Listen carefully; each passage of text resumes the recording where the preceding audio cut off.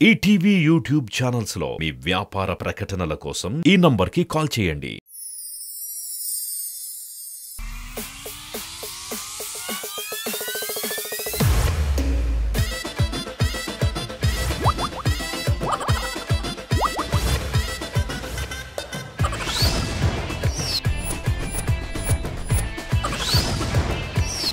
జబర్దస్త్ ఖతర్నాక్ comedy show సరదా శుక్రవారంలో సాధారణంగా భార్య బరువు బాధ్యతలు భర్తే మోయాలి. కానీ ఇక్కడేంటో భార్య బంధువులు బరువు బాధ్యతలు కూడా నూకరాజు మోస్తున్నాడు. ఇంతకీ ఇలా ఎందుకు మోస్తున్నాడు తెలియాలంటే స్కిట్ చూడాల్సిందే. So let's welcome non stop Nookaraju and తాగుబోతు రమేష్ టీమ్. తెల్ల తెల్లని చీర జరుతున్నది సందే వేళ. రాజు నాకు ఒక చిన్న డౌట్. ఏంటమ్మా? నువ్వు నాకంటే ముందు ఇద్దరిని ప్రేమించావు కదా, అవును. వాళ్ళని ఎందుకు వదిలేశారు? వాళ్ళకు మంచి మాట చెప్పా, వదిలేశారు. ఏం మాట? ముగ్గురం కలిసి ఉందాం అన్నాను, తప్పన్నారు, వెళ్ళిపోయారు. నన్నేం చేయమంటావే? సరే కానీ రాజు, రేపు మనకు పెళ్ళై బాబు పుడతాడు కదా, నీ పేర్లో నా పేర్లో హీ తీసి నహి అని పెడదాం. ఇంకా నా పేరు సాంబశివరావు, దీని పేరు కామాక్షి కాలేదు. ఎందుకు? ఆడి పేరు సంకాన్ని పెడుతూ కదా నువ్వు. మనం చాలా రోజులైంది కదా పార్క్ వెళ్ళి, సరదాగా అలా పార్క్ వెళ్దామా? వద్దు, పార్క్ అంటే పార్కు క్యాబ్ బుక్ చేయాలి 200, ఐస్ క్రీమ్ 100. ఏంటి రాజు ప్రతిదానికి లెక్కలు వేస్తూ ఉంటే రేపు పెళ్ళైన తర్వాత నన్ను పిల్లల్ని ఎలా పోషిస్తావు? పెళ్లి అన్ను ఇంతకు పెళ్లి ఎప్పుడు చేసుకుంటావే? ఇంటికి వచ్చి నాతో మాట్లాడు మరి. నువ్వు సర్లే నువ్వు పో, నేను వచ్చి మాట్లాడతావా? అమ్మ వీళ్ళ నాతో మాట్లాడాలి, బాబు ఎలా ఉంటాడో ఏంటో. చిచ్చి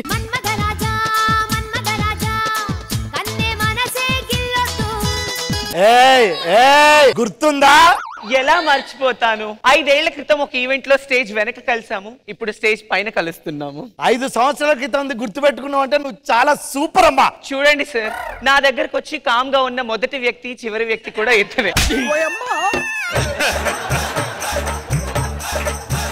అది సరే, అది పక్కన పెట్టి ఆ దొండ పండు ఇలా ఇవ్వవా? దొండపండు ఎక్కడుందండి? ఇది దొండ పండే. మీరు మీ మోటు సరస.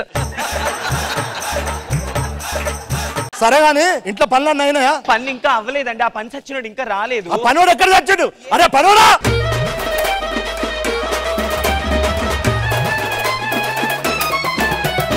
అరే పనోడా, ఏం చేస్తున్నావురా? అయ్యగారు నాకు ఒక చిన్న డౌట్ అండి. ఏంటది? మీకు ఎంతమంది పిల్లలు? నలుగురు పిల్లలు ఉన్నా మీరు పనోడా, ఖాళీగా ఉన్న నేను పని అయ్యగారు? ఇదంతా కాదులే కానీ ఒక 1000 రూపాయలు అప్పు ఇవ్వండి. నా దగ్గర ఉన్నాయి, వేయరా, నేను ఇవ్వలేను. ప్లీజ్ మీ దండం పెడతా, 1000 రూపాయలు ఇవ్వండి అయ్యగారు. నేనే అమ్మగారి దగ్గర అనుకున్నా. నేను అమ్మగారికి ఇటానికి అడుగుతున్నా. ఏం మాట్లాడుతున్నావురా?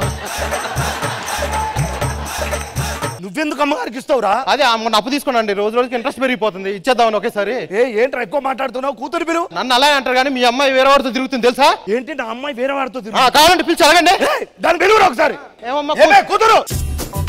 చెప్పండి నాన్న. పన్నోడు ఏదేదో మాట్లాడుతాడు. నువ్వెవరు నన్ను ప్రేమించావా? అది ప్రేమిస్తున్నాను నాన్న. ఒకసారి పిలిపించి చూస్తా.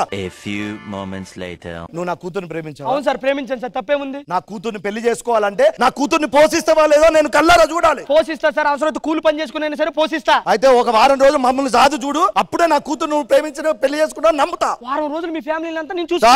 వారం రోజులు అంటే పప్పు ఉప్పు అదొక ఇదొక. ఓకే సార్, చూసుకుంటాను సార్, దాన్నే ఉంది. మీరు నలుగురే కదా? మా ఫ్యామిలీ మొత్తం వస్తుందయ్యా. సరే రండి, మా ఇంటికి నేను తీసుకెళ్తాను. మాలో గిలిలో పండేదంతా పుణ్యమే, మా జాబిలికి ఏడాదంతా పుణ్యమే. రమేష్ గారు, మనం జూ పార్క్ కి వెళ్ళాలి. జూ పార్క్ మన దగ్గరికి తీసుకురాకూడదు. పెళ్లి క్యాన్సల్. దేనికి? వాళ్ళ బిడ్డలయా? బిడ్డ ఒక్కొక్కడు ఇంద్రనగర్ గడ్డంతో ఈడి మీ బిడ్డ ఏందిరా? మామి గారు, అత్తయ్య గారు, మీరు మా ఇంట్లో ఉండండి. ఏ లోటు రాకుండా చూసుకోవాలి. ఏ లోటు రాకుండా నేను చూసుకుంటా, అర్థమైందా? మీ అమ్మ తీసుకుని లోపలికి వెళ్ళి లోపలికి వెళ్ళండి, మీ ఇద్దరు లోపలికి వెళ్ళండి. దాకా ప్రతి ఒక్కరు చాలా ఇబ్బంది పెడతా ఉన్నారు నన్ను. ఏంటి బావ కోపంతో? అరే బావ నవ్విద్దామా? నవ్విస్తారు. బామ్మర్దులు ఇంత నవ్వించారంటే నేను బావను కూడా నవ్వించాలి.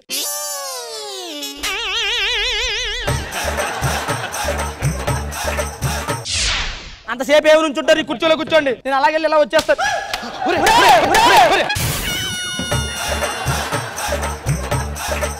డాడీ, కుర్చీ చాలా వీక్ గా ఉందండి. కుర్చీ వీక్ లేదు, ఇదంతా వేసుకుని కూర్చుంటే కుర్చీ ఎరగదా? మరి ఇలాంటి ఇంట్లో ఉండడానికి సిగ్గులేదా మీకు?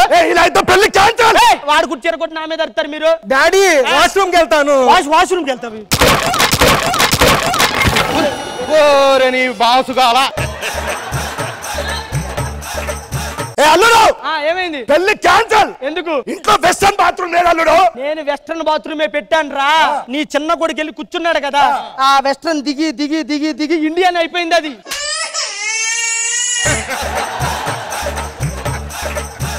ఫ్రస్ట్రేషన్ అయిపోతుంది అబ్బా, దానికి ఇబ్బంది అయిపోయింది.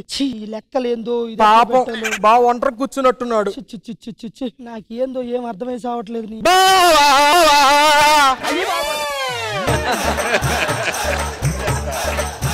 మీకు దండం పెడతా, లోపలికి వెళ్ళి ఆడుకుంటారు, ఇక్కడ నా ప్రాణం దీకంట్రా. నైట్ అయ్యింది, వాళ్ళ తిండి గిండి ఆపేసి వచ్చి పడుకునే రండి బాబా రండి. బావ నిద్ర వస్తుంది బావ, మంచం మీదకి వెళ్ళి పడుకో.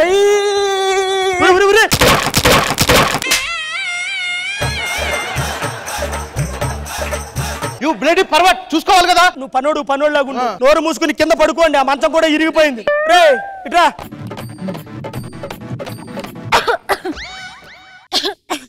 కొన్ని వాటర్ తాగాలి. నువ్వేంటి రాజు ఈ టైంలో దేనికి లెగిస్తారో తెలీదా? ఎందుకు? నువ్వేంది ఈ టైంలో ఎందుకు వస్తారో తెలీదా? దేనికి వస్తారు?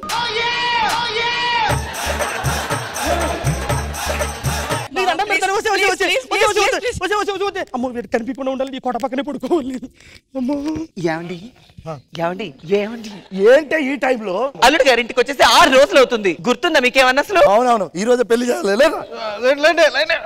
అల్లుడిని పిలిపించు. అల్లుడు డాడీ నా పక్కన పడుకున్నాడు. ఒరే అని దొక్కేశావా?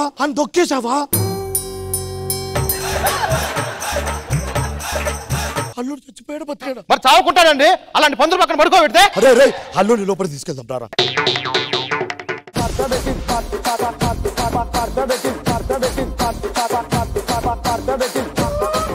సో చాందీ గారు, మీకు ఎలా అనిపించింది ఈ స్కిట్? బాగుందండి, ఎస్పెషలీ నాకు బెడ్ మీద కాలేయడం ఆ బిట్ అది నాకు చాలా నచ్చింది. It was really nice. Thank you Chandi. Khushbu గారు, ఎలా అనిపించింది ఈ స్కిట్? తాగుబోతు రమేష్ గారు అండ్ నుగరాజు గారు అందరూ పర్ఫార్మెన్స్ బాగుంది, అందరూ చాలా బాగా చేశారు. Everything was beautiful.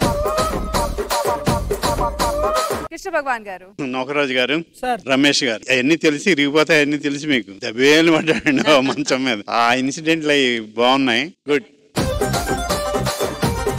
జడ్జెస్, మీరు non stop Nookaraju and Thagubothu Ramesh గారి టీమ్ కి స్కోర్స్ ఎన్ని ఇస్తున్నారు? Khushbu garu, total 16 out of 20.